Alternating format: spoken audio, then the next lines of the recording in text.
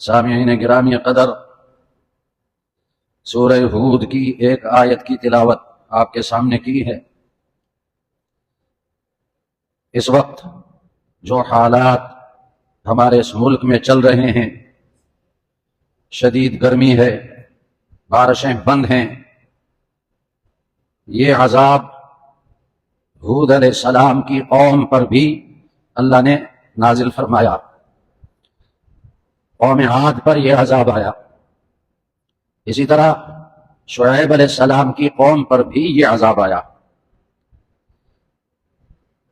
تو اللہ کے نبی نے اپنی اپنی قوم کو توبہ اور استغفار کا حکم دیا، اس عذاب کے اٹھائے جانے کے لیے توبہ اور استغفار کا حکم دیا، اور اس کا یہی علاج ہے۔ توبہ اور استغفار کے بغیر اس کا کوئی علاج نہیں ہے۔ ہود علیہ السلام کی قوم، جو قوم عاد کے نام سے مشہور ہے،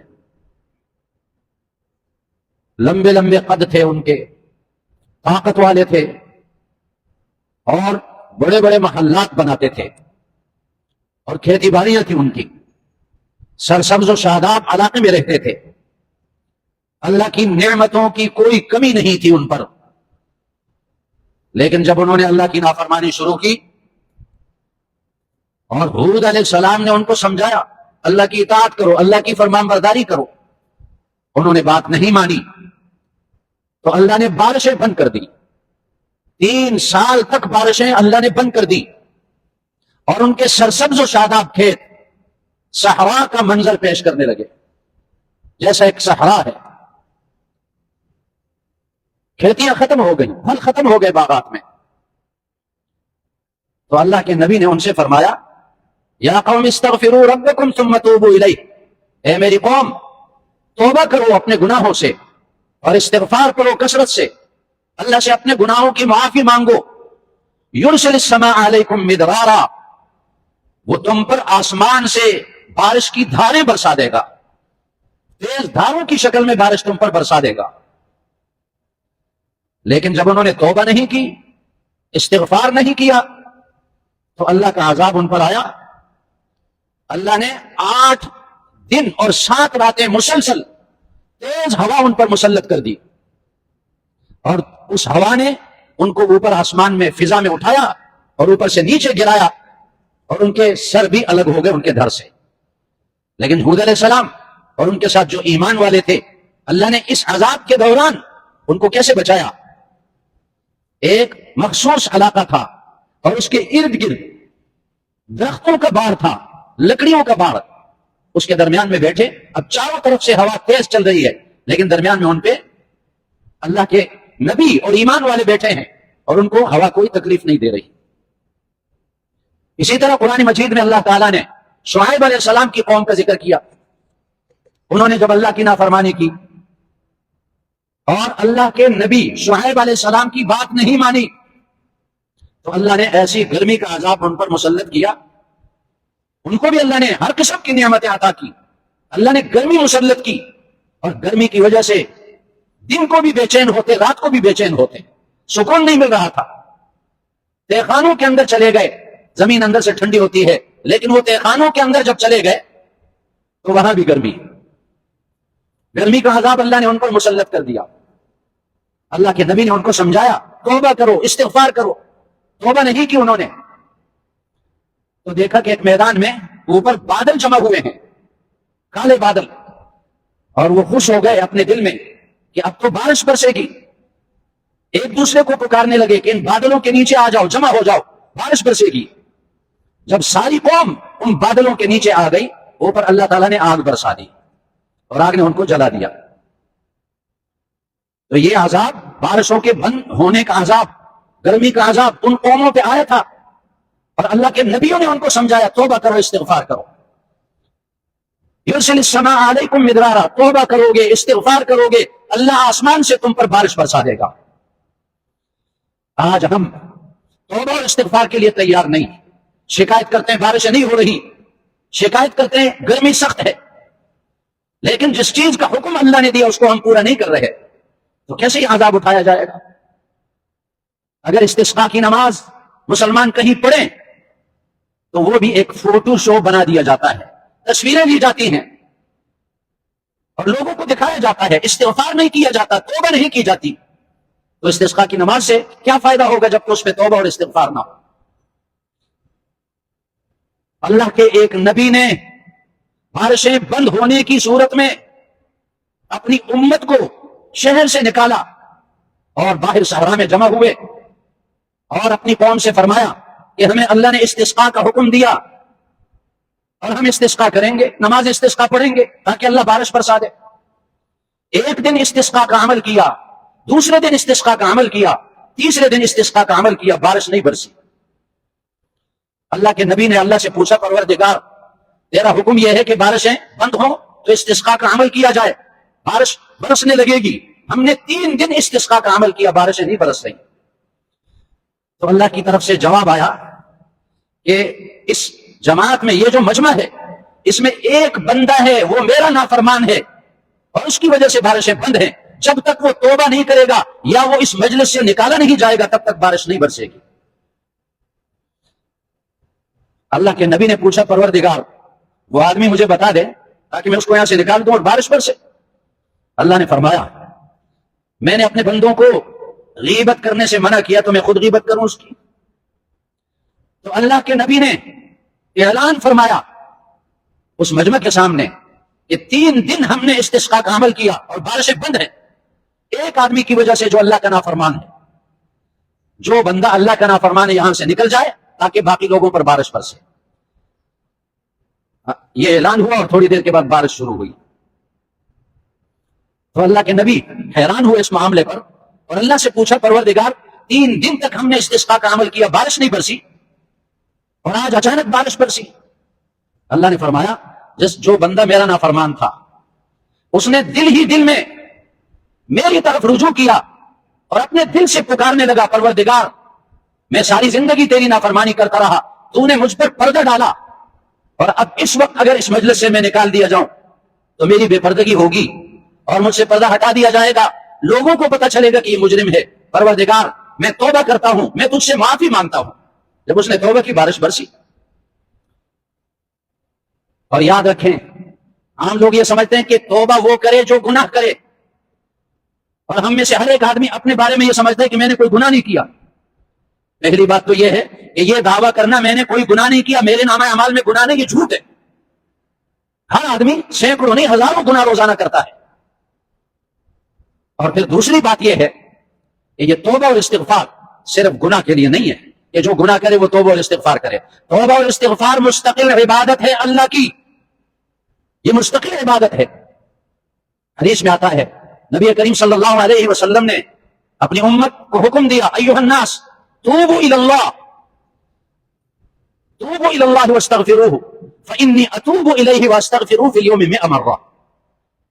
اے لوگوں توبہ کرو اور استغفار پڑھو، میں روزانہ 100 مرتبہ توبہ کرتا ہوں. تو رسول اللہ صلی اللہ علیہ وسلم تو گناہوں سے پاک ہیں، معصوم ہیں. ہر نبی معصوم ہوتا ہے، گناہوں سے پاک ہوتا ہے، لیکن فرماتے ہیں میں روزانہ 100 مرتبہ توبہ کرتا ہوں اور استغفار پڑھتا ہوں. تو یہ سمجھنا کہ توبہ اور استغفار اس کے لیے جو گناہ کرے اور جو گناہ نہ کرے اس کے لیے توبہ اور استغفار نہیں، یہ غلط فہمی ہے. توبہ اور استغفار مستقل عبادت ہے اللہ کی.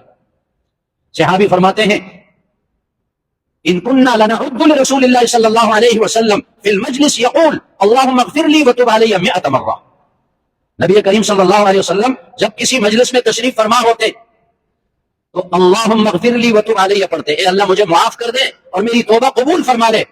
ایک مجلس میں 100 مرتبہ آپ پڑھتے تھے. لیکن ہم یہ سمجھتے ہیں ہمیں توبہ اور استغفار کی ضرورت نہیں ہے. اور یاد رکھیں توبہ کے لیے 4 شرطیں ہیں. یہ 4 شرطیں ضروری ہیں، ان کے بغیر توبہ قبول نہیں ہوگی. صرف زبان سے کہنا میری توبہ اس سے کچھ بھی نہیں ہوگا. پہلی شرط توبہ کی یہ ہے جس گناہ میں یہ بندہ مبتلا ہے اس گناہ کو چھوڑ دے. اگر گناہ بھی کرتا ہے اور کہتا ہے توبہ اے اللہ میری توبہ، یہ تو اس طرح جیسے ایک آدمی عدالت میں ایک مجرم جج کے سامنے کہے مجھے معاف کر دو، یہ گناہ میں پھر کروں گا، یہ جرم پھر کروں گا، اس پر توہین عدالت کا مقدمہ دائر ہو جاتا ہے. پہلی شرط یہ کہ گناہ کو چھوڑ دے. دوسری شرط یہ ہے الندم، پشیمانی، جو گناہ اس سے صادر ہوا اس پر پشیمان ہو جائے، نادم ہو جائے، ہاں یہ مجھ سے کیا ہوا، میں نے اپنے رب کی نافرمانی کی. اور تیسری شرط العزم علی اللہ یعود، پختہ ارادہ کرے آئندہ یہ گناہ نہیں کروں گا. اور بعض لوگوں کو ان کا نفس دھوکہ دیتا ہے اور وہ یہ سمجھتے ہیں، نفس ان کو پٹی پڑھاتا ہے کہ ابھی توبہ کرو گے پھر گناہ کرو گے تو اس توبے کا کیا فائدہ ہوگا، کرتے رہو گناہ اور جب بڑھاپا آئے گا تو توبہ کر لیں گے آخر میں. یہ نفس اور شیطان کا دھوکہ ہے.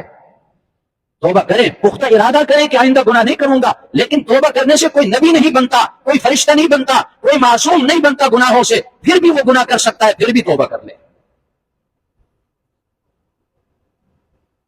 اور یہ بڑھاپے کا انتظار کرتا ہے، نوجوان بڑھاپے کا انتظار کرتا ہے، دیکھتا نہیں اس کے سامنے کتنے نوجوانوں کے جنازے نکلتے ہیں. موت بڑھاپے کا انتظار نہیں کرتی. اور چوتھی شرط یہ ہے توبہ کے لیے استدراک آفات، جو نقصان اس سے ہو چکا اس کی تلافی کرے. نمازیں نہیں پڑھی، پڑھنا شروع کر دے، بندوں کا حق دبایا ان کا حق ادا کرے، ان سے معافی مانگے. اور یاد رکھیں گزشتہ جتنی قوموں پہ عذاب آیا ان میں سے اکثر قومیں ایسے گناہوں میں مبتلا تھی جو بندوں کے حقوق سے تعلق رکھتی ہیں. اور استغفار کے بڑے فائدے ہیں. قرآن مجید میں اللہ تعالیٰ نے استغفار کے فائدے ذکر کیے ہیں، نبی کریم صلی اللہ علیہ وسلم نے استغفار کے فائدے ذکر کیے ہیں. استغفر اللہ الذی لا الہ الا هو الحی القیوم واتوب الیہ، استغفر اللہ تعالی ربی من کل ذنب واتوب الیہ. استغفر اللہ، اگر لمبا استغفار اس کو یاد نہیں، استغفر اللہ اتنا پڑھے. بندہ اپنے دکان میں لگا ہوا ہے، دفتر میں لگا ہوا ہے، اپنا کام کر رہا ہے، زبان اس کی چلتی ہے استغفار پر. تو استغفار کے کیا فائدے ہیں؟ فَقُلْتُ اسْتَغْفِرُوا رَبَّكُمْ إِنَّهُ كَانَ غَفَّارًا يُرْسِلِ السَّمَاءَ عَلَيْكُمْ مِدْرَارًا وَيُمْدِدْكُمْ بِأَمْوَالٍ وَبَنِينَ وَيَجْعَلْ لَكُمْ جَنَّاتٍ وَيَجْعَلْ لَكُمْ أَنْهَارًا. قرآن مجید میں اللہ تعالیٰ نے استغفار کے فوائد ذکر کیے ہیں. پہلا فائدہ فَقُلْتُ اسْتَغْفِرُوا، اللہ کے نبی نوح علیہ السلام نے اپنی قوم سے کہا استغفار کرو، وہ تمہارے گناہ معاف کرے گا. پہلا فائدہ یہ ہے انہ کان غفارا، تمہارے گناہ معاف ہوں گے، استغفار کے ساتھ گناہ معاف ہوں گے.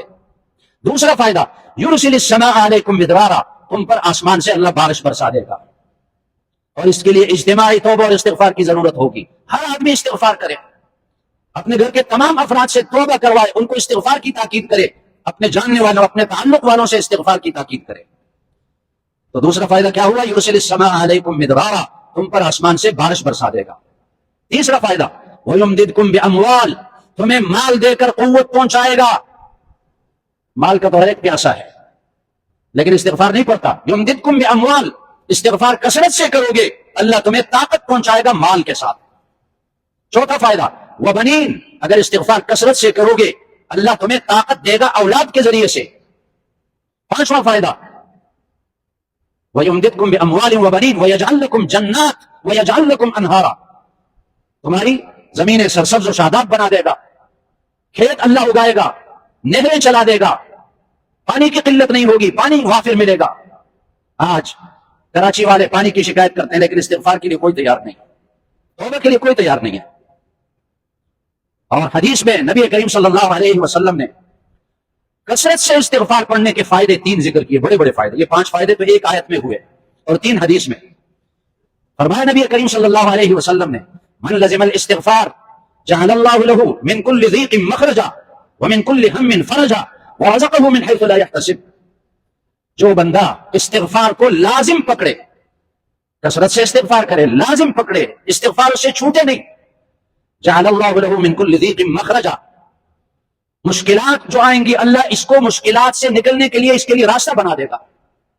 مشکلات دنیا میں آتی رہتی ہیں لیکن جو استغفار کرے گا اللہ اس کے لیے راستہ نکالے گا. دوسرا فائدہ وَمِن كُلِّ هَمٍّ فَرَجًا، ہم ایسی پریشانی کو کہتے ہیں جس کا کوئی سبب معلوم نہ ہو. یہ پریشانی کیوں آئی؟ جس کو آپ لوگ کہتے ہیں ٹینشن ہے، ڈپریشن ہے، ایسی پریشانی فرجا، فرمایا اس پریشانی سے نکلنے کا اللہ راستہ بنا دے گا. جتنے بھی ٹینشن کے مریض ہیں استغفار پہ ان کو لگا دیں، یہ دیکھ لیں اس کا کیا نتیجہ نکلتا ہے. اور تیسرا فائدہ جو حدیث میں مذکور ہے وَرَزَقَهُ مِنْ حَيْثُ لَا يَحْتَسِبُ، اللہ اس کو رزق ایسے راستے سے پہنچائے گا جہاں سے اس کا گمان بھی نہیں ہوگا. استغفار سے رزق میں برکت ہوگی. اس لیے اجتماعی طور پر سب کے لیے ضروری ہے کہ توبہ کریں اور کثرت سے استغفار پڑھیں تاکہ عذاب کی شکلیں دور ہوں. ادھر بارشوں کے بند ہونے کا عذاب، ادھر گرمی کا عذاب، قحط ساری کی صورت، مہنگائی کا عذاب، اور اس کے ساتھ آپ دیکھتے ہیں اور سنتے ہیں کہ یہ فوجی آپریشن کا عذاب بھی شروع ہو گیا مسلمانوں پر۔ ادھر فلسطین میں یہود مسلمانوں کے بچے قتل کر رہے ہیں، مسلمان عورتوں کو قتل کر رہے ہیں، اور ادھر ہماری فوج کے پی کے خیبر پختونخوا میں مسلمانوں کے بچوں کو در بدر کر رہی ہے، مسلمان عورتوں کو در بدر کر رہی ہے، اور ان پہ فائر کر رہے ہیں، ان پہ گولہ باری کر رہے ہیں، ان کے مکانات کو گرا رہے ہیں۔ تو ان میں اور ان میں کیا فرق ہے؟ وہاں یہود مسلمانوں کو شہید کر رہے ہیں، اور یہاں ہماری نام نہاد اسلامی فوج مسلمانوں کے پیچھے لگی ہوئی ہے۔ جب پچھلا آپریشن ہوا اس سے پہلے والا، اس میں کیا ہوا؟ بچے مارے گئے، عورتیں قتل کی گئی، در بدر ہوئے، ان کے گھر گرا دیے گئے، اور پتہ نہیں سال نہ سال تک وہ درختوں کے سایوں میں، خیموں میں رہے، اور پھر جب ان کو ان درختوں کا گھروں کا معاوضہ دیا گیا، ایک گھر کا 5 لاکھ روپے۔ کوئی بے وقوف ہوگا جو یہ سمجھے کہ 5 لاکھ سے گھر بنے گا، ایک گھر 5 لاکھ سے بنے گا؟ اس آپریشن کے اثرات اب تک موجود ہیں، لوگ در بدر پھر رہے ہیں، اور اس کے ساتھ دوبارہ آپریشن شروع ہوا، اور نام کیا رکھے؟ عزم استحکام۔ عزم استحکام نہیں، عدم استحکام ہے یہ آپریشن، عدم استحکام ہے۔ استحکام ختم ہوگا جب انڈیا کی بات آتی ہے اور وہ ہمارے دشمن ہیں، تو پھر یہ کہتے ہیں خیر سگالی کا جذبہ ہے اور امن چاہتے ہیں، اس لیے کہ انڈیا کے ساتھ لڑنے میں امریکی ڈالر نہیں آتے، لیکن جب اپنے مسلمانوں کی بات آتی ہے خیبر پختونخوا میں، تو وہاں امریکی ڈالر ملتے ہیں، وہاں خیر سگالی کا جذبہ ان کے اندر ختم ہو جاتا ہے، وہاں امن کا جذبہ ختم ہو جاتا ہے۔ یاد رکھیں، ان معصوم بچوں کی چیخیں اللہ کے عرش کو ہلائیں گی اور تم تباہ و برباد ہو جاؤ گے۔ ان پردہ نشین عورتوں کی چیخ و پکار وہ اللہ کے عرش کو ہلا دے گی اور تم تباہ ہو جاؤ گے۔ اور یہ دہشت گردی کے واقعات کہاں نہیں ہوئے؟ پنجاب میں نہیں ہوئے، سندھ میں نہیں ہوئے، GHQ وہاں حملے ہوئے اور کئی فوجی مارے گئے۔ اسی طرح فوجی مسجد پر راولپنڈی میں حملہ ہوا، کئی لوگ مارے گئے۔ ملک کے وزیر اعظم پر حملہ ہوتا ہے راولپنڈی میں، پنجاب میں، لیکن کوئی آپریشن نہیں ہوتا، کوئی فوجی آپریشن نہیں ہوتا۔ لاہور میں ISI کے دفتر پہ حملہ ہوتا ہے، کوئی فوجی آپریشن نہیں ہوتا۔ ملتان میں سرکاری ادارے کے دفتر پر حملہ ہوتا ہے، کوئی آپریشن نہیں ہوتا۔ سرگودا ایئر بیس پر حملہ ہوتا ہے، کوئی آپریشن نہیں ہوتا۔ کراچی کارساز میں حملہ ہوتا ہے، 200 جانیں چلی جاتی ہیں، کوئی آپریشن نہیں ہوتا۔ کراچی ایئر بیس پر حملہ ہوتا ہے، کوئی آپریشن نہیں ہوتا۔ اٹک ایئر بیس پر حملہ ہوتا ہے اور وہاں طیارے تباہ کیے جاتے ہیں، کوئی آپریشن نہیں ہوتا۔ لیکن آپریشن کے لیے صرف خیبر پختونخوا، کیوں؟ اس لیے کہ امریکی ڈالر ملتے ہیں اور وہاں معدنیات کے خزانے ہیں، ان کو اٹھانا ہے۔ اس لیے یہ آپریشن، یہ عزم استحکام نہیں، عدم استحکام اس سے پیدا ہوگا، اور توبہ کریں، اللہ سے ڈریں، ورنہ ان مظلوم بچوں اور ان مظلوم عورتوں کی چیخیں تمہیں تباہ کر دیں گی۔ سبحانک اللہم۔